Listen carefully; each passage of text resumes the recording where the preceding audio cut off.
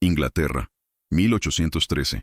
Hay decisiones que salvan vidas, hay decisiones que destruyen almas, y hay decisiones que hacen ambas cosas al mismo tiempo. Esta es la historia de un hombre que firmó una sentencia de muerte para salvar a 30.000, y de la mujer que prometió perdonar lo imperdonable, hasta descubrir cuánto duele cumplir esa promesa, porque algunas heridas no cicatrizan con el tiempo, algunas solo se hacen más profundas, más silenciosas, más imposibles de ignorar. Y cuando el pasado toca a tu puerta después de 7 años, no viene a disculparse, viene a cobrarte todo lo que dejaste sin resolver. Antes de comenzar esta historia, dime desde qué país nos escuchas. Si te gustan historias así, suscríbete para más como esta. Dime con sinceridad, ¿crees que el amor puede ser más fuerte que la justicia? ¿O que hay crímenes que ningún corazón puede perdonar? Nuestra historia comienza en Hampshire, Inglaterra, en el otoño de 1820, 7 años después del día en que el apellido Wynne dejó de significar honor. Y todo empezó con una carta que nunca debió ser escrita. Había un tiempo en que Elara Wynne creía en la justicia. Cuando tenía 10 años, su padre le explicó que el bien siempre triunfa, que los inocentes nunca son castigados, que el mundo tiene orden, sentido, propósito. A los 17, aprendió que todo eso era mentira. Ahora, a los 24, vivía en una casita al borde del pueblo de Hampshire, no exactamente pobre, no exactamente invisible, pero lo suficientemente lejos como para que la sociedad pudiera olvidarla sin remordimiento. Cada mañana era exactamente igual a la anterior. Se levantaba antes del alba, preparaba té que nadie compartía, leía libros que nadie le recomendaba, y escribía cartas que nadie leería jamás. Las guardaba en una caja de madera bajo su cama, 32 cartas, todas dirigidas al mismo hombre, todas selladas, todas sin enviar. Porque, ¿cómo envías una carta al hombre que destruyó tu vida? Marta, su única criada y amiga, solía preguntarle por qué las escribía si nunca las enviaría. Elara nunca respondía, porque la verdad era demasiado dolorosa. Las escribía porque era la única forma de no volverse loca, de no gritar, de no romperse por completo. Esa mañana de octubre, mientras la niebla cubría los campos como un sudario gris, Elara sostuvo una pluma sobre papel nuevo. La tinta goteó, manchó el borde, y aún así, escribió. Solo una línea. Si algún día vuelves, perdonaré hasta lo imperdonable. La miró durante largos minutos, preguntándose si era verdad, si realmente podría cumplir esa promesa. Luego dobló la carta con manos que ya no temblaban. La guardó con las demás, y cerró la caja como quien cierra un ataúd. Pero el destino no entiende de ataúdes. Esa misma tarde, mientras la lluvia comenzaba a caer sobre Hampshire, Marta entró corriendo a la cocina. Tenía el rostro pálido, los ojos muy abiertos, las manos temblorosas, y antes de que pudiera decir nada, Elara lo supo. Algo había cambiado, algo grande, algo inevitable. Marta señaló hacia la ventana, y ahí, detenido frente a la casa, estaba un carruaje negro con el escudo de armas que Elara había aprendido a odiar. 2 caballos, un conductor, y dentro, una silueta. Elara no se movió, no podía, porque durante 7 años había imaginado este momento de 1000 formas diferentes, y en ninguna de ellas estaba preparada. El carruaje se quedó ahí, inmóvil, como si quien estuviera dentro tampoco supiera qué hacer. Pasaron 5 minutos, luego 10, y cuando Elara ya creía que se iría, la puerta del carruaje se abrió. Un hombre bajó, alto, de hombros anchos, con un abrigo militar empapado por la lluvia. No llevaba paraguas, no llevaba guardias. Solo caminó hacia la puerta, despacio, como si cada paso le costara más que el anterior. Cuando estuvo frente a la casa, levantó la mano para tocar, pero se detuvo. Elara lo observaba desde la ventana, y por primera vez en 7 años, vio su rostro completo. Ya no era el joven oficial de 25 años que había conocido. Era un hombre de 32, con una cicatriz cruzando su mejilla izquierda, con canas prematuras en las sienes, con ojos que habían visto demasiada muerte. El duque de Haverford, héroe de Waterloo, condecorado por el rey, admirado por miles, y el hombre que firmó la sentencia de muerte de su padre. Él finalmente tocó la puerta. 3 golpes suaves. Marta miró a Elara, esperando instrucciones, pero Elara no dijo nada. Solo caminó hacia la puerta. Abrió. y se encontró cara a cara con el fantasma que la había perseguido durante 7 años. Él no sonrió, tampoco ella. La lluvia caía entre ellos como una cortina, y durante largos segundos, ninguno habló, hasta que él, con voz ronca por años de guerra, dijo 4 palabras que cambiaron todo.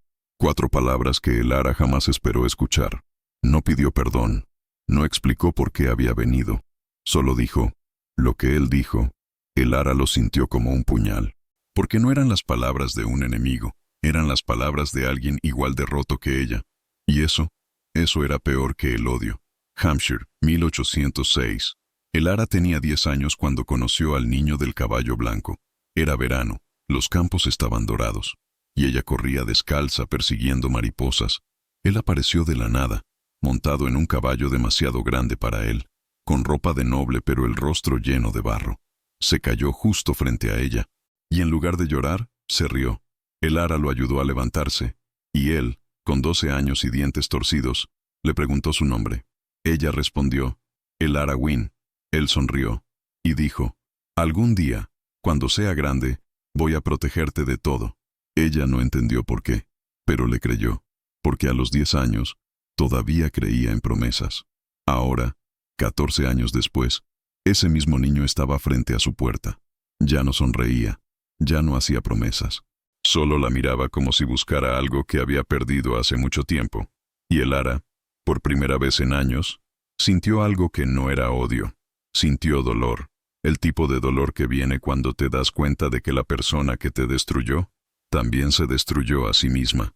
La lluvia seguía cayendo, y en algún lugar de esa casa, dentro de una caja bajo una cama, una carta esperaba, con una promesa que tal vez era hora de cumplir, o de romper para siempre.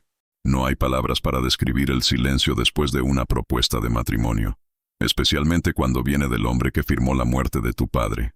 Elara no gritó, no lo echó, no cerró la puerta en su cara, se quedó quieta, mirándolo como si fuera un fantasma, y tal vez lo era, porque el hombre frente a ella ya no era el niño que prometió protegerla, era alguien más viejo, más roto, con cicatrices que no solo marcaban su piel, marcaban su alma. Él entró sin pedir permiso, no con arrogancia, sino con la pesadez de alguien que sabe que no es bienvenido, pero no tiene otro lugar a donde ir. Se quitó el abrigo empapado, lo dejó caer al suelo, y se sentó frente a la chimenea apagada. Marta desapareció en silencio. Sabía cuándo no ser vista. Elara cerró la puerta, no porque quisiera hablar con él, sino porque el frío de octubre era más cruel que cualquier conversación. Durante largos minutos, ninguno habló. Él miraba el fuego que no existía, ella, sus propias manos temblorosas. Finalmente, sin levantar la vista, él comenzó a hablar, no con la voz de un duque, no con la autoridad de un héroe, solo con la voz de un hombre cansado. Le contó que había regresado de Francia hacía 3 meses, que había sido condecorado 5 veces, que tenía tierras en 4 condados, que el rey lo consideraba un amigo personal, y que nada de eso importaba, porque cada noche, al cerrar los ojos, veía el mismo rostro, el de un hombre inocente colgando de una soga, el padre de Elara. Elara sintió que algo se quebraba dentro de ella, no porque él estuviera arrepentido, sino porque durante 7 años había imaginado que él dormía tranquilo, que no le importaba, que había olvidado, pero no había olvidado, y eso lo hacía todo más complicado, porque es fácil odiar a un monstruo, es imposible odiar a alguien que sufre tanto como tú. Él sacó algo del bolsillo interior de su chaqueta, un sobre amarillento, doblado tantas veces que las esquinas estaban rasgadas. Lo colocó sobre la mesa, y la miró por primera vez desde que entró. Elara reconoció la letra de inmediato. Era suya, una de las cartas, una que creía perdida hace años, una que había escrito cuando tenía 18 años, apenas un año después de la ejecución, cuando el dolor todavía era fresco y la rabia aún no se había convertido en resignación. Con voz apenas audible, él le explicó cómo la encontró. Había ido a la casa de su padre días después del juicio, para revisar los documentos, para buscar evidencia que pudiera cambiar algo. Ya era tarde, por supuesto, pero aún así fue, y en el estudio, entre papeles y polvo, encontró un sobre sin sello, con su nombre escrito en la portada. Al principio pensó que era un testimonio, algo oficial, Pero cuando leyó cada palabra que ella había escrito en un momento de desesperación absoluta, supo que había destruido algo más que una vida, había destruido un futuro. Elara quiso preguntar qué decía la carta, pero no necesitaba hacerlo. La recordaba palabra por palabra, porque había sido la primera que escribió, la más honesta, la más brutal, la que decía que lo odiaba, que nunca lo perdonaría, que esperaba que viviera el resto de su vida cargando esa culpa. Y también decía otra cosa, algo que ella había olvidado durante años, algo enterrado bajo capas de dolor y rabia. Decía que una vez, hace mucho tiempo, lo había amado, cuando eran niños, cuando él prometió protegerla, cuando ella creyó que las promesas eran eternas. El duque no leyó la carta en voz alta, solo la empujó hacia ella, y dijo algo que la rompió más que cualquier disculpa. Dijo que venía a cumplir la promesa que hizo cuando tenía 12 años, que venía a protegerla, aunque fuera de sí mismo, aunque fuera tarde, aunque fuera imposible. Venía a ofrecerle su nombre, su fortuna, su posición, no por amor, no por redención, sino porque era lo único que le quedaba por dar, y porque durante 7 años, cada vez que cerraba los ojos y veía el rostro de su padre, también veía el de ella, la niña de 10 años que corría descalza por los campos, la que lo ayudó a levantarse cuando se cayó del caballo, la que creyó en él, y que ahora vivía como un fantasma por su culpa. Elara cerró los ojos, sintió las lágrimas amenazando con caer, pero no lloró, porque llorar significaba rendirse, y ella aún no estaba lista para eso. En cambio, tomó la carta, la sostuvo contra su pecho, y con voz fría como el invierno, le hizo una pregunta, una sola, la única que importaba. Le preguntó si su padre era inocente, si él lo sabía, y si aún así firmó. El duque no respondió de inmediato. Se levantó, caminó hacia la ventana, miró la lluvia como si buscara respuestas en el caos, y finalmente, sin voltear, sin mirarla, sin ninguna máscara de héroe o duque, dijo la verdad. Sí, su padre era inocente. Sí, él lo sabía. Y sí, aún así firmó. El silencio que siguió fue tan denso que Elara sintió que el aire se volvía sólido, porque ahora lo sabía. No era ignorancia, no era error, no era una decisión difícil tomada sin información, era una elección consciente, una sentencia de muerte firmada sabiendo la verdad. Y eso era imperdonable. Elara se levantó, caminó hacia la puerta, la abrió, y sin mirarlo, le dijo que se fuera, que nunca volviera, que su propuesta era un insulto, pero él no se movió. Solo dijo una cosa más, algo que la hizo detenerse.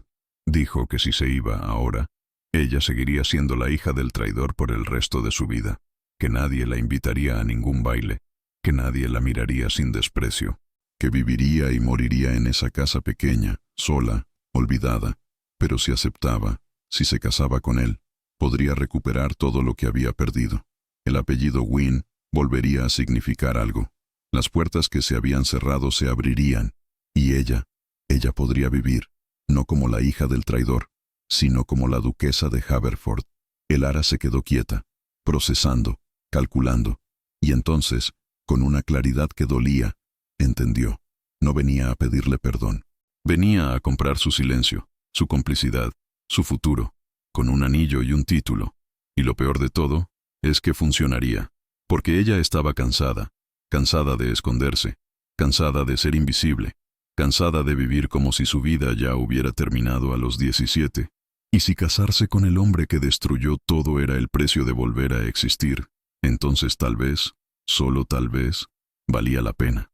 Elara se volteó, lo miró directamente a los ojos, y con voz que no temblaba, le hizo una contrapropuesta. Aceptaría casarse con él, pero con una condición, que durante 1 año, él le contaría toda la verdad, sin mentiras, sin medias palabras, sin secretos, todo lo que pasó esa noche, todo lo que decidió, todo lo que firmó sabiendo. Y al final de ese año, ella decidiría si lo perdonaba o si lo destruía. El duque asintió, sin dudar, porque ambos sabían la verdad, que ella ya lo había decidido, que 1 año no cambiaría nada, pero al menos le daría tiempo, para aprender a odiarlo menos, o para aprender a odiarlo mejor. 3 semanas después, el compromiso fue anunciado en el Times de Londres, y el mundo enloqueció. Nadie entendía. El duque de Haverford, héroe de Waterloo, condecorado por el rey, admirado por toda Inglaterra, se casaba con la hija del hombre que había ejecutado. Los periódicos especulaban, las madres advertían a sus hijas, los salones de té hervían en susurros. Pero nadie se atrevía a preguntar directamente, porque cuando un duque decide algo, el resto del mundo solo puede observar. Elara se mudó a la mansión Haverford una semana antes de la boda, no porque quisiera, sino porque las apariencias importaban, y una novia que vivía en una casa separada levantaría más sospechas. La mansión era enorme, 50 habitaciones, 3 pisos, jardines que parecían no tener fin, y en cada rincón, el peso de siglos de historia. Marta vino con ella. Era lo único familiar en ese palacio de mármol y silencio. El duque le asignó el ala este, 3 habitaciones solo para ella, una biblioteca privada, una vista al lago, como si el lujo pudiera comprar comodidad. Esa primera noche, Elara no durmió. Se quedó junto a la ventana, mirando la luna reflejarse en el agua, preguntándose si había tomado la decisión correcta, o si acababa de vender su alma al diablo. Fue Marta quien encontró la caja. Estaba guardando la ropa de Elara cuando la vio, pequeña, de madera oscura, con un candado que parecía más simbólico que funcional. Elara entró justo cuando Marta la estaba examinando. Le arrebató la caja con una urgencia que la sorprendió incluso a ella misma. Marta no preguntó, solo asintió, y se fue en silencio, dejando a Elara sola con sus secretos. Elara abrió la caja con manos temblorosas. Y ahí estaban, 32 cartas, 7 años de palabras no dichas, de confesiones que nunca debieron ver la luz. Tomó la más reciente, la que había escrito el día que él apareció. Si algún día vuelves, perdonaré hasta lo imperdonable. La releyó una y otra vez, tratando de entender qué había sentido ese día, si realmente lo decía en serio, o si solo estaba tratando de convencerse a sí misma. Un golpe en la puerta la sacó de sus pensamientos. No esperó respuesta. La puerta se abrió, y el duque entró. Elara cerró la caja rápidamente, pero él ya la había visto. Durante un momento solo se miraron, y entonces él hizo algo inesperado. Sacó algo de su bolsillo, un pedazo de cuerda vieja, gastada, manchada de tiempo y lluvia, y lo colocó sobre la mesa frente a ella. Elara lo reconoció de inmediato. No necesitaba preguntar de dónde venía, porque solo había un lugar en el mundo donde esa cuerda podía haber existido: el patíbulo, el mismo donde su padre murió. Con voz que apenas salía, le preguntó por qué lo había guardado, por qué lo traía aquí, por qué la torturaba así, y él respondió con una honestidad que dolía más que cualquier mentira.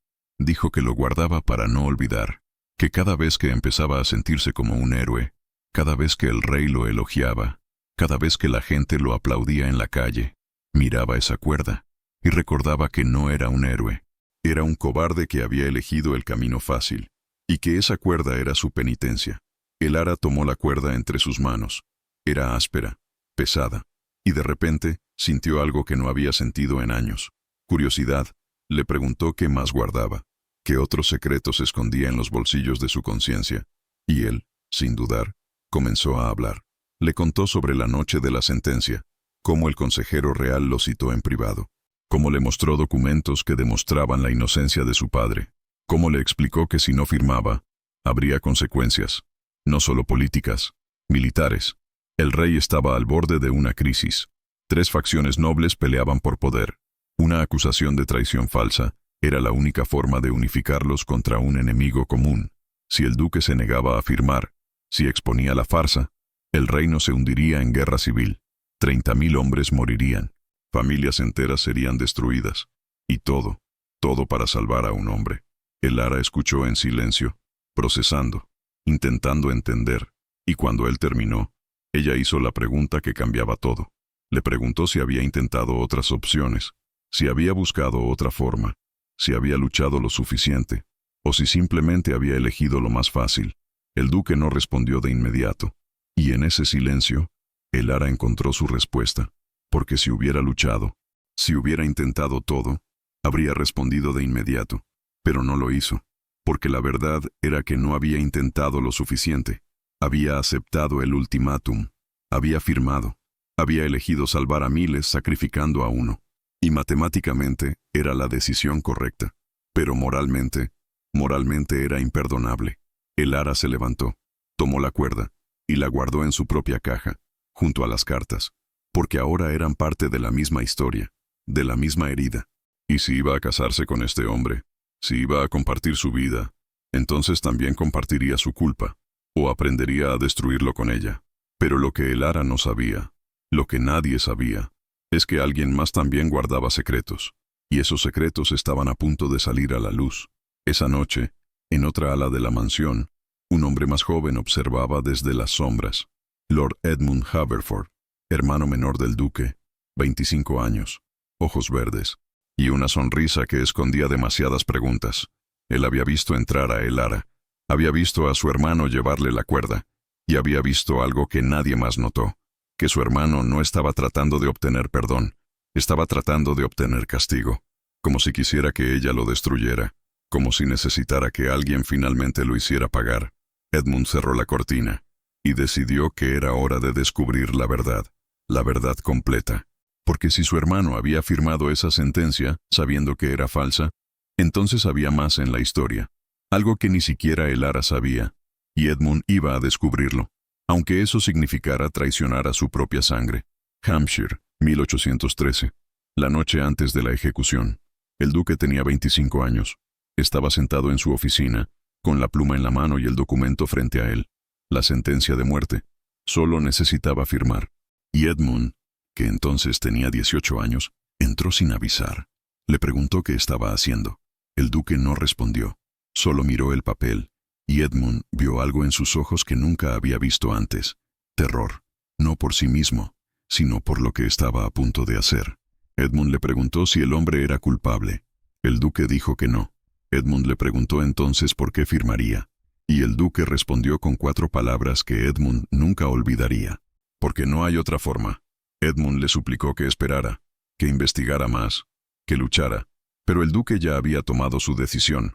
Firmó. Y Edmund vio cómo su hermano, el héroe, el líder, el hombre que todos admiraban, se convertía en algo que nunca podría lavar. Un asesino de inocentes. Ahora, 7 años después, Edmund miraba por la ventana y se preguntaba si su hermano había traído a Elara aquí para redimirse, o para finalmente recibir el castigo que merecía. Porque si era lo segundo, entonces esta historia no terminaría bien. Para nadie. La tormenta afuera se intensificó. El viento golpeaba las ventanas. La lluvia caía como si el cielo estuviera llorando. Y en su habitación, Elara sostenía la cuerda entre sus manos, preguntándose cuánto tiempo podría vivir con este peso, antes de que la aplastara por completo. Londres, 2 semanas después. La mansión de los Ashford brillaba como un palacio de cristal, candelabros en cada esquina, música de violines y pianoforte, cientos de nobles con sus mejores vestidos y sus peores intenciones. Era el primer baile de la temporada, y todos sabían por qué estaban ahí, no por la música, no por el champán, sino para ver a la hija del traidor del brazo del duque que mató a su padre. Era el escándalo del siglo, y nadie quería perdérselo. Elara se vistió esa noche con un vestido azul oscuro, sin joyas, sin adornos, sin nada que pudiera llamar más atención de la que ya tenía. Marta le arregló el cabello en un moño simple, y cuando se miró al espejo, Elara vio a una extraña, una mujer que parecía noble, que parecía fuerte, pero que por dentro estaba aterrorizada. El duque la esperaba en el vestíbulo. Llevaba su uniforme militar, medallas en el pecho, la cicatriz en su mejilla más visible bajo las luces. Cuando ella bajó las escaleras, él no sonrió, solo extendió su brazo, y ella lo tomó, no porque quisiera, sino porque ya no había vuelta atrás. El carruaje los llevó a través de Londres. En silencio. Ninguno habló, porque ambos sabían lo que venía. Cuando llegaron a la mansión Ashford, las puertas se abrieron, y el murmullo comenzó antes de que entraran. Elara sintió cientos de ojos clavados en ella, juzgando, midiendo, condenando. El duque apretó su brazo, no con fuerza, solo lo suficiente para recordarle que no estaba sola, aunque eso no la hacía sentir mejor. Entraron al salón principal, y las conversaciones se detuvieron, solo por un segundo. Pero fue suficiente. Suficiente para que Elara sintiera el peso de cada mirada. Suficiente para que entendiera que nunca sería bienvenida aquí. No importaba con quién se casara. El apellido Wynne era una mancha que ningún título podía limpiar. El duque la guió hacia el centro del salón, como si desafiara a cualquiera a decir algo, y nadie lo hizo, al menos no en voz alta. Pero los susurros eran peores que los gritos. Elara escuchó fragmentos mientras pasaban. Hija del traidor, ¿qué estará pensando? Vergüenza para la familia. Solo puede ser por dinero. Cada palabra era un cuchillo, y ella sangraba en silencio. Fue entonces cuando la vio, Lady Isolde Greymore, de pie al otro lado del salón, alta, hermosa, con un vestido color marfil que brillaba como si estuviera hecho de luz, y con una sonrisa que no llegaba a sus ojos. Se acercó a ellos con la gracia de una reina. Saludó al duque con familiaridad, como si fueran viejos amigos, y tal vez lo eran, porque cuando ella puso su mano en el brazo de él, cuando lo miró con esos ojos verdes que parecían conocer cada uno de sus secretos, Elara entendió. Esta mujer no era solo una noble más, era alguien importante, para él. Isolde se volteó hacia Elara, y con una dulzura venenosa, le dijo que era valiente de su parte asistir, que el pasado no define a las personas, que seguramente, con el tiempo, la sociedad aprendería a olvidar. Cada palabra era perfecta, educada, cortés y completamente cruel, porque lo que realmente estaba diciendo era, eres una vergüenza, no perteneces aquí, y todos lo saben. Elara no respondió, porque había aprendido que el silencio es la única defensa contra la crueldad educada. Pero el duque no compartía esa filosofía. Se acercó a Isolde, y con una frialdad que Elara nunca había visto en él, le recordó que ella no tenía autoridad para juzgar a nadie. Isolde rió, suave, musical, como si él hubiera contado un chiste, y luego, con voz que solo ellos tres pudieron escuchar, dijo algo que cambió todo. Dijo que ella también había perdido a alguien, por una decisión del duque, y que a diferencia de Elara, ella no había recibido ni una propuesta de matrimonio ni un título. Solo silencio. El duque se tensó. Elara lo sintió. Y por primera vez esa noche, se preguntó cuántas vidas había destruido este hombre, y cuántas más estaban esperando su turno para cobrar venganza. Pero antes de que pudiera preguntar, antes de que pudiera procesar, la música cambió, y el duque la llevó a la pista de baile, como si nada hubiera pasado. Como si Isolde no acabara de revelar que había más secretos, más culpas, más sangre en sus manos. Bailaron en silencio. Los violines tocaban un vals, y Elara se movía mecánicamente. Un paso, otro más.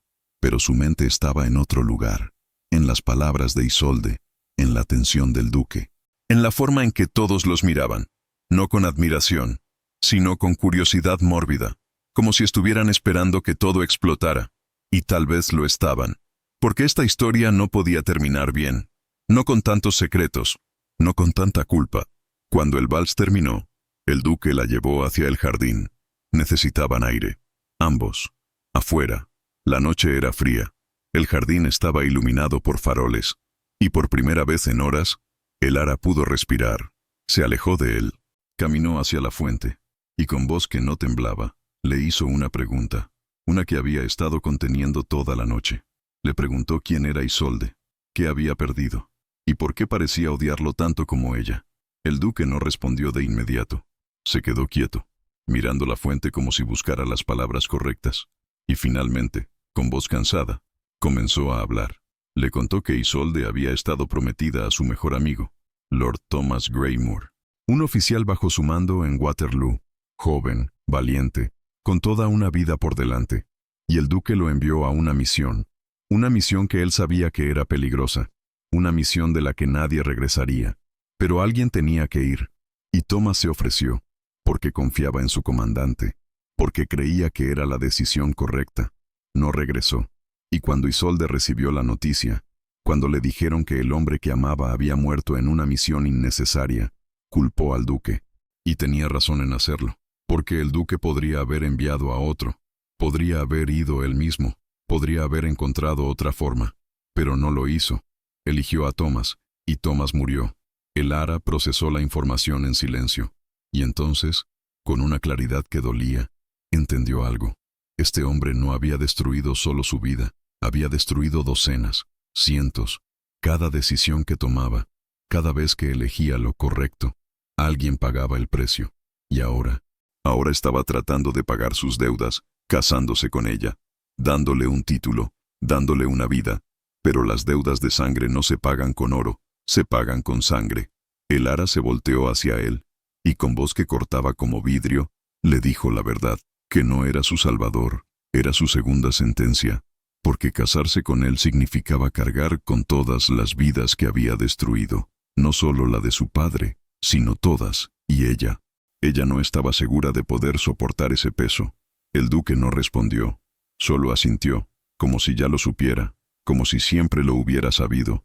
Y mientras la música seguía sonando dentro del salón, mientras los nobles seguían bailando y riendo y juzgando, Elara tomó una decisión, que si iba a casarse con este hombre, si iba a vivir con su culpa, entonces también investigaría todo lo que había hecho, cada vida que destruyó, cada decisión que tomó, cada mentira que dijo, y al final decidiría si merecía perdón, o si merecía algo mucho peor. Más tarde esa noche, después de que Elara y el duque se fueran, Isolde se quedó en el jardín, sola, mirando las estrellas y recordando. Waterloo, 1815. Isolde tenía 20 años cuando recibió la carta, el sello real, la letra formal. Lamentamos informarle que Lord Thomas Greymore murió en servicio a la corona. No lloró de inmediato, solo se quedó quieta, leyendo la misma línea una y otra vez, como si las palabras pudieran cambiar si las leía suficientes veces, pero no cambiaron. Thomas estaba muerto, y el hombre que lo envió a morir, el duque de Haverford, regresó como un héroe. Isolde cerró los ojos y sintió la rabia familiar, la misma rabia que había cargado durante 5 años, porque no era justo que el duque viviera, que el duque fuera celebrado, que el duque se casara, mientras Thomas estaba muerto. Y ella estaba sola. Pero ahora había una forma de hacerlo pagar, y esa forma tenía nombre, Elara Wynne, porque si Isolde no podía destruir al duque directamente, entonces destruiría lo único que él estaba tratando de salvar, su redención. Hay secretos que pesan más que el silencio, y esa tarde, cuando Elara regresó a la mansión después del baile, encontró algo que cambió todo, la caja, su caja, abierta, sobre su cama, con todas las cartas esparcidas. El corazón le dio un vuelco, no de miedo, sino de algo peor, pánico puro, porque esas cartas no estaban escritas para ser leídas, eran confesiones, desahogos, fragmentos de una niña que creyó en el amor antes de que el mundo le enseñara que el amor no era suficiente. Marta entró corriendo, tenía el rostro pálido, y antes de que pudiera explicar, Elara vio al duque, de pie junto a la ventana, con una carta en las manos, leyendo. Elara sintió que el suelo desaparecía bajo sus pies. Quiso gritarle, quiso arrebatarle la carta, quiso desaparecer, pero no hizo nada de eso. Solo se quedó quieta, mirándolo leer sus secretos más profundos. Él no levantó la vista, solo siguió leyendo, carta tras carta, y cuando terminó con una, tomó otra, y otra, y otra, hasta que las leyó todas. 32 cartas, 7 años de palabras no dichas. Elara no supo cuánto tiempo pasó. Podrían haber sido minutos, podrían haber sido horas. Solo sabía que cuando él finalmente habló, cuando finalmente puso la última carta sobre la mesa, su voz sonaba diferente, no con rabia, no con desprecio, sino con algo que Elara no esperaba, dolor. Él le preguntó por qué nunca las envió, por qué las escribió durante 7 años sin nunca intentar que él las leyera. Y Elara, con voz rota, respondió la única verdad que importaba, que las escribió porque era la única forma de no volverse loca, porque necesitaba decir las cosas que no podía decir en voz alta, porque escribirlas significaba que existían, que su dolor existía, y que algún día, tal vez algún día, alguien las leería y entendería. El duque tomó una carta específica, la misma que había leído en voz alta semanas atrás, la que decía, si algún día vuelves, perdonaré hasta lo imperdonable. Y le preguntó si lo decía en serio, si realmente creía que podría perdonarlo. Elara cerró los ojos, porque esa era la pregunta que había estado evitando desde el día que aceptó casarse con él. ¿Podría perdonarlo? La respuesta era compleja, porque perdonar no era lo mismo que olvidar, y olvidar no era lo mismo que absolver. Podría perdonarlo por ser humano, por tomar una decisión imposible, por elegir salvar a miles sacrificando a uno. Pero no podría olvidar que ese uno era su padre, y no podría absolver el hecho de que él tuvo opciones, que pudo haber luchado más, que pudo haber buscado otra forma, pero no lo hizo. Con voz apenas audible, Elara le dijo la verdad, que no sabía si podría perdonarlo, que tal vez sí, que tal vez no, pero que iba a intentarlo, porque vivir con odio era más pesado que vivir con culpa. Y ella estaba cansada de cargar peso. El duque asintió, y entonces hizo algo que la sorprendió. Se arrodilló frente a ella, no con arrogancia, no con orgullo, sino con la humildad de alguien que ha aceptado que no merece perdón, y le pidió algo, no perdón, sino tiempo.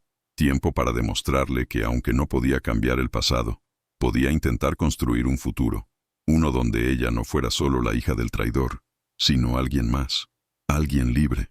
Elara lo miró, y por primera vez desde que lo conoció de nuevo, vio algo diferente en sus ojos. No culpa, no arrepentimiento, sino esperanza. Y eso la asustaba más que todo lo demás, porque la esperanza era peligrosa. La esperanza hacía que quisieras cosas, que creyeras en cosas.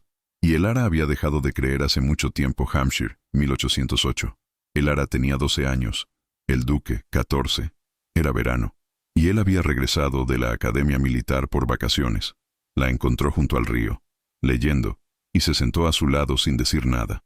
Durante horas, solo estuvieron ahí, ella leyendo, él mirando el agua. Y cuando el sol comenzó a ponerse, él le preguntó qué estaba leyendo. Ella le mostró el libro. Era sobre héroes, sobre caballeros que salvaban princesas, sobre finales felices. Él se rió, y le dijo que los héroes no existían, que solo había personas tomando decisiones, algunas buenas, algunas malas, y que los finales felices eran solo el resultado de tener suerte. Elara frunció el ceño. Le preguntó si él nunca creía en nada. Y él, con 14 años y demasiada seriedad para su edad, respondió, «Creo en ti». Elara no entendió qué quiso decir, pero lo recordó, porque fue la primera vez que alguien le dijo que era importante, que existía para alguien más allá de sí misma. Ahora, 12 años después, arrodillado frente a ella, el duque repitió esas mismas palabras, «Creo en ti». Y Elara sintió algo romperse dentro de ella, porque durante 7 años había creído que él la había olvidado, que nunca le importó, que fue solo una niña más en su vida. Pero estas cartas, el hecho de que las hubiera buscado, de que las hubiera leído todas, de que las hubiera guardado durante años, significaba que sí importaba, que siempre importó, y eso lo hacía todo más complicado, porque es fácil odiar a un monstruo, es imposible odiar a alguien que te ama a pesar de todo, pero lo que ninguno de ellos sabía es que alguien más también había leído esas cartas, y esas palabras, esas confesiones escritas en momentos de debilidad, estaban a punto de convertirse en armas. 2 semanas después, algo inesperado sucedió. Elara se rió. No fue planeado, no fue forzado, simplemente sucedió. Estaban en el jardín de la mansión. El duque le estaba mostrando las rosas que su madre había plantado décadas atrás, y él contó una historia sobre cómo de niño había intentado arrancar una rosa para dársela a una niña, y cómo las espinas lo habían lastimado tanto que lloró, y cómo esa niña se había reído de él, hasta que vio la sangre, y entonces lo ayudó, lo llevó al río, lavó sus manos, y le dijo que las rosas no se arrancan, se regalan con todo y raíces. Elara se quedó quieta, porque esa niña era ella. Recordaba ese día. Tenía 8 años, él 10, y sí, se había reído, pero también lo había ayudado. El duque la miró, y por primera vez en semanas, sonrió. No con tristeza, no con culpa, solo sonrió. Y Elara sintió algo extraño en su pecho, algo que había olvidado que existía, calidez. Durante las siguientes horas, caminaron por el jardín, y hablaron, no sobre el pasado, no sobre la culpa, solo sobre cosas pequeñas, sobre libros que habían leído, sobre lugares que querían visitar, sobre cosas tontas que no importaban, pero que hacían que el peso fuera más ligero. Y cuando el sol comenzó a ponerse, cuando las sombras se alargaron y el aire se volvió frío, él le preguntó algo simple. Le preguntó si alguna vez había sido feliz, en los últimos 7 años, aunque sea por un momento. Elara pensó, y se dio cuenta de que no. que había vivido, que había respirado, que había existido, pero no había sido feliz, ni una sola vez. Y entonces él le hizo una promesa. Le prometió que trataría de cambiar eso, que trataría de darle momentos, pequeños, insignificantes, pero momentos donde pudiera olvidar, aunque fuera por un segundo. Elara quiso decirle que era imposible, que el pasado no se olvida, que la culpa no desaparece, pero no lo hizo, porque en ese momento, en ese jardín, con el sol poniéndose y las rosas floreciendo, casi lo creyó. Y entonces todo se derrumbó. Edmund explicó rápidamente. Había estado investigando a Isolde, porque no confiaba en ella, porque sabía que estaba planeando algo. Y cuando revisó sus habitaciones, encontró copias de las cartas de Elara, todas las comprometedoras, todas las que hablaban de odio y venganza, y documentos que demostraban que Isolde planeaba entregarlas al rey, para demostrar que Elara era una amenaza, que estaba planeando matar al duque, y que el matrimonio era solo una farsa para acercarse y destruirlo. El duque leyó el papel, y su expresión cambió. Ya no era el hombre que había sonreído en el jardín, era el comandante militar, frío, calculador, peligroso. Le preguntó a Edmund cuándo planeaba Isolde entregar los documentos. Edmund respondió, mañana, en una audiencia privada con el Consejo Real. Elara sintió que el mundo se desmoronaba, porque estas malditas cartas que había escrito en momentos de debilidad, ahora iban a destruirla, no solo a ella, sino al duque también. Porque si el rey creía que el duque se había casado con alguien que planeaba matarlo, entonces su reputación caería, su posición, su honor, todo, y de repente, todo el momento de calidez, todo el jardín y las rosas y las promesas, se evaporó, porque la realidad volvió con fuerza. Y la realidad era que ella y el duque no eran personas que podían ser felices, eran personas atrapadas en una red de culpa, venganza y consecuencias.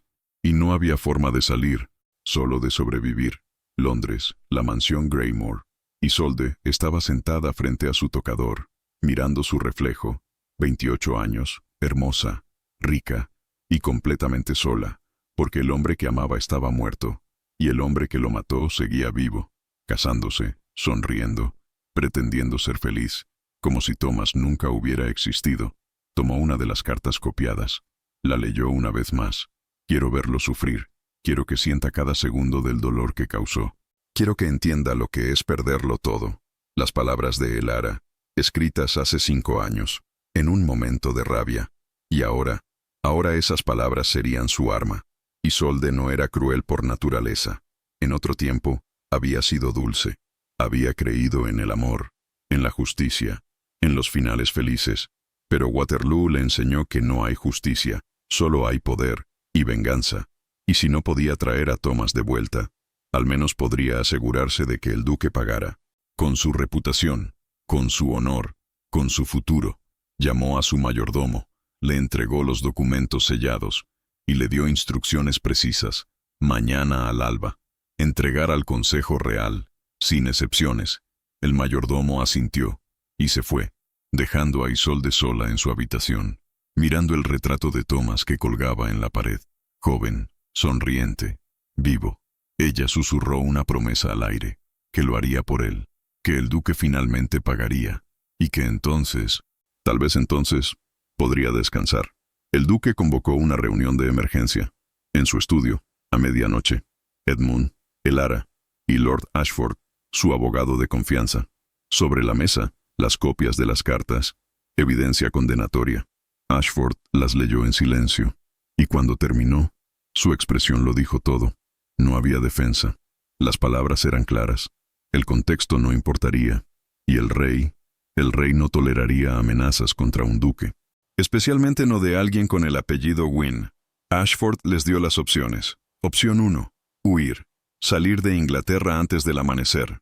Nunca regresar. Opción 2. Enfrentar al consejo. Intentar explicar. Arriesgarse a prisión o peor. Opción 3. Disolver el compromiso. El duque podría afirmar que descubrió las intenciones de Elara, que la alejó antes de que fuera tarde. Salvaría su reputación, pero condenaría a ella. El silencio llenó la habitación. Elara miró al duque, esperando que eligiera la opción 3, porque era la lógica. la práctica, la que lo salvaría. Y después de todo, él siempre elegía salvarse. Pero entonces, él hizo algo que ninguno esperaba. Se levantó, caminó hacia la ventana, y con voz firme, dijo que había una cuarta opción: ir al rey primero, antes de que Isolde entregara los documentos, y contarle toda la verdad, sobre el padre de Elara, sobre la sentencia falsa, sobre el consejero corrupto, sobre todo. Ashford se puso pálido. Le advirtió que eso significaba admitir que había firmado sabiendo la verdad, que había ejecutado a un inocente, que su carrera militar, su reputación, su vida entera, se destruiría. El duque asintió. Lo sabía, pero era la única forma de salvar a Elara, porque si él confesaba primero, si se declaraba culpable antes de que Isolde actuara, entonces las cartas de Elara no importarían. Serían solo las palabras comprensibles de una hija rota, no una amenaza real. Edmund miró a su hermano con algo parecido al respeto. Ashford miró con horror. Y Elara miró con confusión, porque no entendía. ¿Por qué lo haría? ¿Por qué destruiría todo lo que tenía para salvarla? El duque se volteó hacia ella, y con una calma que rompía corazones, le explicó que durante 7 años había vivido como un cobarde, eligiendo lo fácil, firmando sentencias, enviando hombres a morir, siempre diciéndose que era por el bien mayor. Pero la verdad era que nunca había tenido el valor de hacer lo correcto, solo lo conveniente. Y ahora finalmente tenía una oportunidad de hacer algo valiente, aunque le costara todo. Elara sintió lágrimas quemándole los ojos, no de tristeza, sino de algo más complejo, porque durante 7 años lo había odiado por ser un cobarde. Y ahora estaba a punto de convertirse en todo lo contrario, por ella. Pero antes de que pudiera responder, antes de que pudiera decir algo, la puerta se abrió de golpe. Marta entró corriendo, con el rostro desencajado, y un mensaje en la mano, del Palacio Real. El duque lo abrió, y su expresión cambió. Ya no era calma, era shock, porque el mensaje decía que el rey quería verlo, mañana al amanecer, audiencia privada, urgente. Isolde había actuado más rápido. Ya había entregado los documentos, y ahora ya era demasiado tarde para confesar primero. El duque miró a Elara, y ambos entendieron que el juego había terminado, que alguien iba a caer, y que probablemente serían ambos. Esa noche, Elara no durmió. Se quedó en su habitación, con la caja de cartas abierta frente a ella, leyendo, cada una, viendo las palabras que había escrito, la rabia, el dolor, las amenazas, y entendiendo por qué Isolde pensó que eran reales, porque en ese momento, cuando las escribió, lo eran. Realmente quería que sufriera, realmente quería destruirlo, pero eso fue hace años, cuando el dolor era fresco, cuando no entendía nada. Ahora era diferente, porque lo había conocido de nuevo, había visto su culpa, su arrepentimiento, su intento desesperado de reparar lo irreparable, y algo había cambiado. No lo perdonaba, pero tampoco quería su destrucción. Solo quería que las cosas fueran diferentes, que el pasado no hubiera sucedido, que su padre estuviera vivo, que Thomas estuviera vivo, que nadie tuviera que pagar por las decisiones de otros. Pero la vida no funciona así, y mañana alguien pagaría.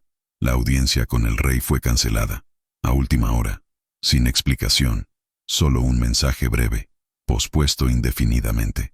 El duque no entendió, Ashford tampoco, pero Edmund sí, porque Edmund había hecho algo que no le contó a nadie.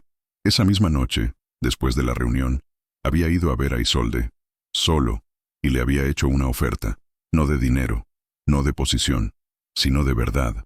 Le prometió que si retiraba los documentos, si le daba tiempo, él le daría algo que nadie más podía darle: la historia completa de Waterloo, la verdad sobre cómo murió Thomas, y la prueba de que no fue culpa del duque. Isolde se había reído, porque durante 5 años había creído que el duque era culpable, pero Edmund tenía documentos, órdenes militares, testimonios de soldados, evidencia que demostraba que Thomas no fue enviado por el duque, fue enviado por un general superior, alguien que el duque no podía desobedecer. Y cuando Thomas se ofreció, cuando dijo que iría, el duque intentó detenerlo, pero no pudo, porque las órdenes ya estaban dadas. Isolde leyó los documentos. y sintió que su mundo se desmoronaba, porque durante 5 años había odiado al hombre equivocado. Había planeado venganza contra alguien que también había sufrido, que también había llorado por Thomas. Y ahora no sabía qué hacer, porque la venganza solo funciona cuando el enemigo es culpable. Pero si no lo es, entonces solo quedas tú, con tu rabia, con tu dolor, con nada más.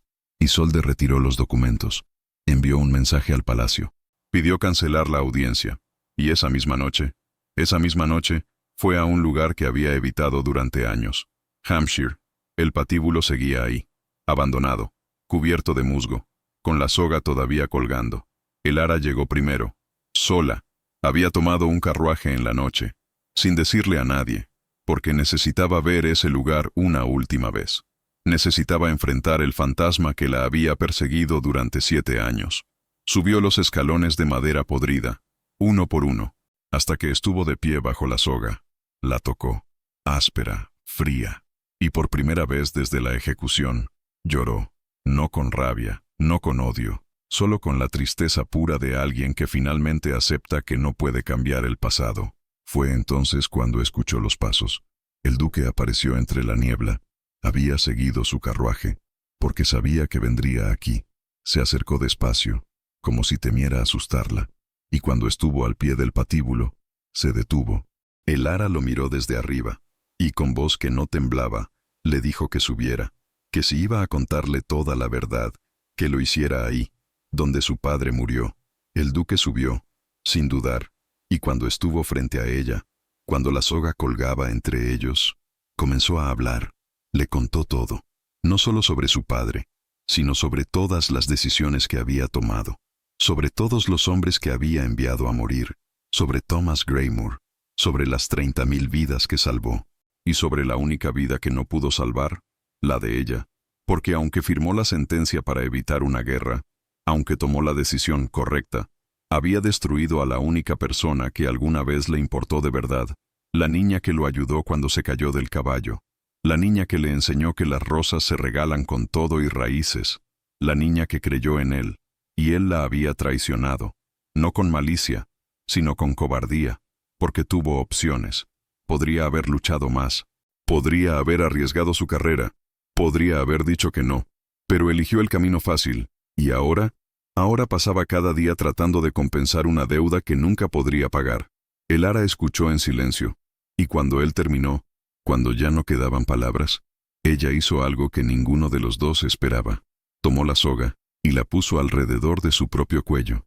El duque palideció, extendió la mano, pero ella lo detuvo, y con voz clara, le dijo que entendía la decisión imposible que tuvo que tomar, que entendía que a veces no hay respuestas correctas, solo las menos malas, pero que también entendía otra cosa, que el perdón no era algo que se daba, era algo que se ganaba, y él no lo había ganado todavía, tal vez nunca lo haría.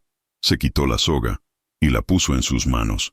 Le dijo que la guardara, que la mirara cada día, que recordara que algunas decisiones nos persiguen para siempre, y que esta lo perseguiría hasta su último aliento. El duque tomó la soga, y por primera vez desde que tenía 12 años, lloró, no con vergüenza, sino con el alivio de alguien que finalmente acepta que no puede ser perdonado, solo puede intentar ser mejor. Elara bajó del patíbulo, y mientras la lluvia comenzaba a caer, mientras el cielo se abría sobre Hampshire, ella caminó hacia su carruaje, sin mirar atrás, dejándolo solo, en el mismo lugar donde su padre murió, con la soga en las manos, y el peso de 7 años sobre sus hombros. Pero lo que ninguno de ellos vio, lo que ninguno de ellos supo, es que alguien más estaba observando. Desde las sombras, Isolde había seguido al duque, había visto todo, y por primera vez entendió algo, que la venganza no cura el dolor, solo lo multiplica. 3 días después, el Consejo Real convocó una audiencia extraordinaria, no sobre Elara, sino sobre el duque de Haverford, porque alguien había filtrado información sobre la sentencia falsificada, sobre el consejero corrupto, sobre todo, y ahora el rey exigía respuestas. La sala estaba llena, nobles, militares, prensa, todos querían ver caer al héroe. El duque entró con uniforme militar, sin medallas, sin honor, Solo la cicatriz en su mejilla y el peso de la verdad. Elara estaba en la galería, observando, no como su prometida, sino como testigo. El rey habló primero, con voz fría. Preguntó si era verdad, si el duque había firmado una sentencia sabiendo que era falsa. El duque no dudó. Dijo que sí. La sala estalló en murmullos. El rey exigió silencio. Y entonces preguntó por qué. Y el duque contó la historia completa. El ultimátum, la amenaza de guerra civil, las 30.000 vidas en riesgo, y la decisión imposible. Cuando terminó, el rey se quedó en silencio, procesando, porque la ley era clara. Ejecutar a un inocente era traición. No importaban las razones, no importaban las vidas salvadas. La ley era absoluta. Pero antes de que pudiera dictar sentencia, antes de que pudiera hablar, algo inesperado sucedió. Elara se levantó. Todos se voltearon a mirarla. Y con voz que no temblaba, con voz que resonó en cada rincón de esa sala, habló. No defendió al duque, pero tampoco lo condenó. Solo dijo la verdad, que su padre era inocente, que el duque lo sabía, y que aún así firmó. Pero que también era verdad que si no lo hubiera hecho, Miles habrían muerto, y que ella había pasado 7 años odiándolo, 7 años deseando su destrucción, pero ahora entendía algo, que la justicia no siempre es simple, que a veces las personas buenas toman decisiones horribles, y que a veces el castigo no repara nada, solo crea más dolor. Dijo que el duque debería ser juzgado, pero que también debería ser escuchado, y que al final cada uno debía decidir si podía vivir con la decisión que tomó, porque ella había decidido que sí, que podía vivir sabiendo que él había matado a su padre, no porque lo perdonara, sino porque entendía que algunas elecciones no tienen respuestas correctas, solo consecuencias, y que él estaba viviendo con esas consecuencias cada día, y que tal vez eso era suficiente castigo. La sala quedó en silencio. El rey miró a Elara, luego al duque, y finalmente, con voz cansada, habló. Dijo que el consejero corrupto sería juzgado, que el nombre Gwyn sería restaurado, que habría compensación para la familia, pero que el duque sería relevado de sus funciones militares, perdería su posición en el consejo, y viviría el resto de su vida sabiendo que aunque salvó miles, también destruyó una. No era cárcel, no era ejecución, pero era castigo, un castigo que duraría toda la vida. El duque aceptó sin protestar. Y cuando la audiencia terminó, cuando todos comenzaron a salir, Elara se acercó a él. No lo abrazó, no lo consoló, solo le dijo algo que cambió todo. Le dijo que el compromiso estaba roto, que no se casaría con él, porque aunque entendía su decisión, aunque ya no lo odiaba, no podía amarlo, y casarse sin amor sería traicionar la memoria de su padre, y traicionarse a sí misma. El duque asintió, como si lo hubiera esperado, como si siempre lo hubiera sabido. Y mientras ella se alejaba, mientras salía de esa sala, él la vio irse, sin intentar detenerla, porque algunas cosas no se pueden reparar, solo se pueden aceptar, afuera del tribunal. Isolde esperaba. Cuando Elara salió, se acercó, no con hostilidad, sino con algo parecido a la paz. Le pidió perdón, por intentar destruirla, por usar sus cartas, por todo, y le dijo algo más.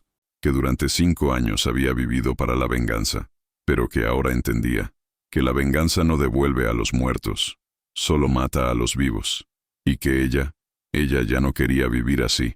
Elara la miró, y por primera vez vio a alguien tan rota como ella.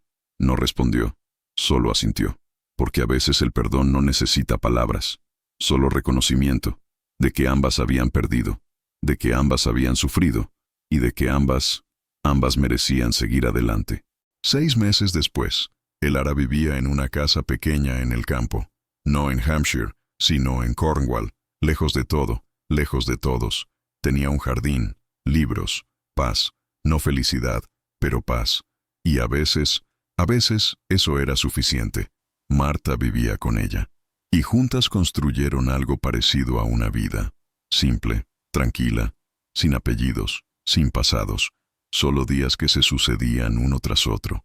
Una tarde de primavera, llegó una carta, sin remitente, sin sello noble, solo su nombre. Elara la abrió con manos que no temblaban, y leyó.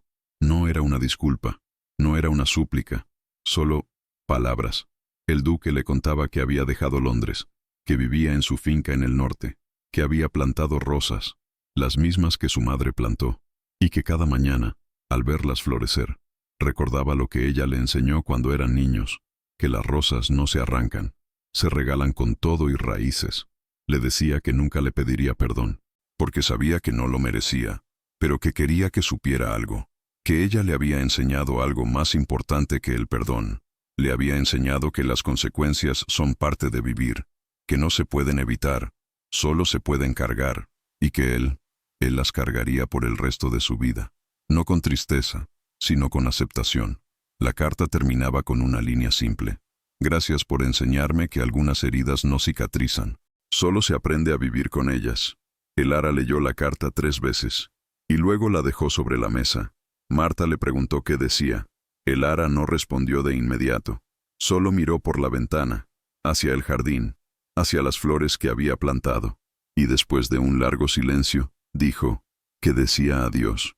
Marta preguntó si respondería, y Elara no supo qué decir, porque parte de ella quería escribir, quería decirle que ella también había aprendido algo, que el odio es más fácil que la comprensión, pero que la comprensión es lo que nos hace humanos, y que tal vez algún día, podrían encontrar algo parecido a la paz, no juntos, pero paralelos, cada uno cargando su propio peso, pero sin destruirse mutuamente.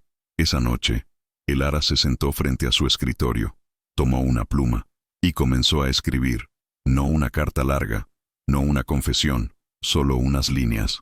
Escribió durante horas, hasta que las velas se consumieron, hasta que sus manos dolieron, y cuando terminó, cuando leyó lo que había escrito, se dio cuenta de que había escrito la verdad, no la verdad que el mundo quería escuchar, sino la verdad que ella necesitaba decir. Dobló la carta, la selló, y caminó hacia el pueblo, hacia la oficina de correos. El cielo estaba despejado, las estrellas brillaban, y mientras caminaba, sintió algo extraño, no perdón, no amor, sino algo más simple. Liberación, porque durante 7 años había cargado el peso del odio, y ahora finalmente lo estaba soltando, no porque él lo mereciera, sino porque ella sí. Llegó a la oficina de correos. El encargado ya estaba cerrando, pero cuando vio la carta en sus manos, esperó. Elara se quedó parada frente al buzón, con la carta entre sus manos, y pensó, en su padre, en el duque, en Tomás, en Isolde, en todos los que habían perdido algo. Y entonces, tomó una decisión. Pero esa decisión, solo ella la conoce, porque el encargado nunca vio si la depositó, solo vio cómo se quedó ahí, inmóvil, sosteniendo la carta, como si sostuviera el peso del mundo. Y luego, se fue, con las manos vacías. O tal vez no, nadie lo sabe. Algunos dicen que envió la carta, que el duque la recibió semanas después, y que lloró al leerla, porque decía solo 3 palabras. Yo también entiendo. Otros dicen que la quemó, que esa misma noche, frente a su chimenea, vio cómo las llamas consumían las palabras, y que sintió paz. Algunos creen que años después, en una noche de invierno, un hombre de cabello gris apareció en su puerta, con una rosa en la mano, con todo y raíces, y que ella lo dejó entrar, no como amante, ni como esposo, sino como alguien que también había aprendido a vivir con heridas. Otros juran que nunca volvió a verlo, que vivió el resto de su vida sola, feliz, tranquila, sin necesitar perdón ni redención, solo existiendo.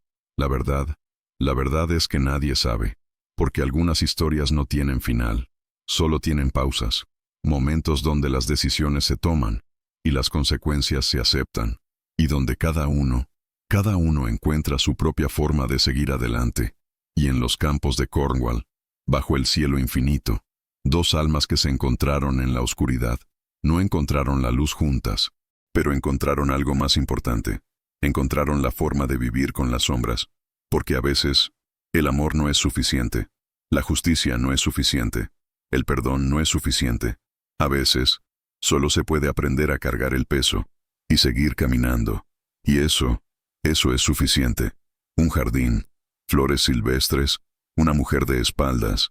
No sabemos si es Elara, no sabemos si está sola, Solo sabemos que está ahí, viva. Y tal vez, solo tal vez, eso es todo lo que importa. Si te gustó esta historia, tu suscripción significa mucho para nosotros. Cada nuevo suscriptor nos motiva a seguir creando contenido con pasión. Suscríbete y deja tu like. Es gratis y nos ayuda muchísimo. Dime en los comentarios, ¿crees que el Ara envió esa carta? ¿O crees que la quemó? ¿Crees que el duque merecía perdón? ¿O merecía vivir con la culpa para siempre?